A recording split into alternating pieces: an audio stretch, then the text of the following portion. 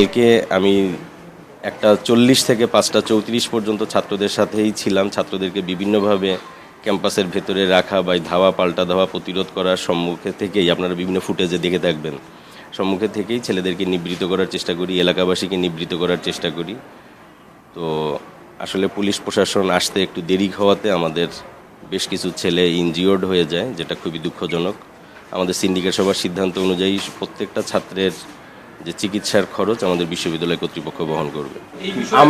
আমার দিক থেকে আমার যতটুকু করার আমি শতভাগ আমার পক্ষ থেকে চেষ্টা করেছি, চেষ্টা করেছি। এখন বিচারের ভাইয়ের আপনাদের, এখন আমারও তো আইন দ্বারা হাত পা বাঁধা।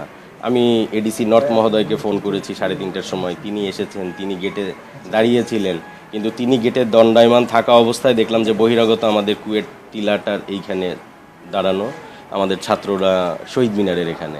এই অবস্থায় এডিসি মহোদয়, এডিসি নর্থ, উনিও আসতে পারতেছে না। পরবর্তীতে আমি তাকে এগিয়ে আনার জন্য ওখানে যাই, সেখানেও যে আমি 2টা ঢিল আমার গায়ে লাগে।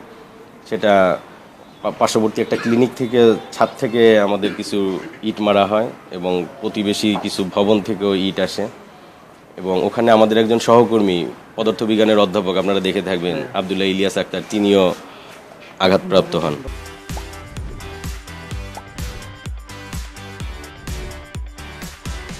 পদত্যাগের বিষয়ে আমি কোনো সিদ্ধান্ত, আমার যেহেতু কোনো দায় নেই এ বিষয়ে আমার কোনো, ক্যাম্পাসে আমাদের এটা একেবারেই সিদ্ধান্ত আগে থেকে নেওয়া, আমরা নতুন করে ওই সিদ্ধান্ত আর নেইনি। আমরা ওর সাথে একটু জুড়ে দিয়েছি যে আমাদের লেজুর ভিত্তিক যে রাজনীতি নিষিদ্ধ করা আছে, এখন যদি কোনো শিক্ষক, কর্মকর্তা, কর্মচারী, ছাত্রছাত্রী জড়িত থাকে, তাহলে তাকে একদম যে আইন আছে বিধি অনুযায়ী তাদেরকে সর্বোচ্চ শাস্তি নিশ্চিত করা হবে।